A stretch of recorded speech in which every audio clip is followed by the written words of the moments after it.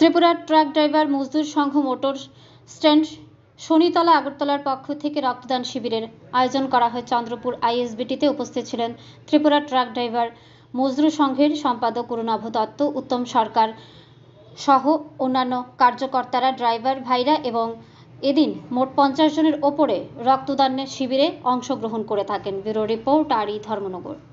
Truck driver মজদুর সংঘের পক্ষ থেকে আজকে চন্দ্রপুর আইএসবিটিতে একটা রক্তদান শিবিরের আয়োজন করা হয়েছে।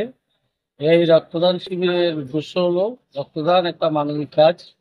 ত্রিপুরা ট্রাক ড্রাইভার যারা কার্যকর্তা আছেন তারা প্রত্যেক দিন তারা চেষ্টা করেন যে সমাজের কাজে কিভাবে নিজেদেরকে নিয়োজিত করা যায়।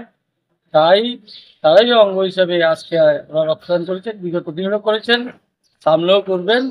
আজকের এই রক্তদানের মাধ্যমে ওনারা রক্তের যে স্বল্পতা মধ্যে দিয়ে যাচ্ছে তা কিছুটা পরিমাণ হলেও সহযোগিতা হবে সরকারের, সেই দৃষ্টিভঙ্গি নিয়ে আজকে রক্তদান শিবির। কতজন দিয়েছিল?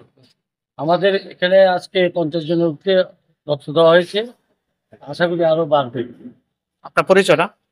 আমি ভারতীয় মজদুর সংঘের একজন কার্যকর্তা এবং এখানে আছেন ত্রিপুরা ট্রাক ড্রাইভার মজদুর সংঘের মাননীয় সম্পাদক রজতদা, আছেন নিপেন দাস।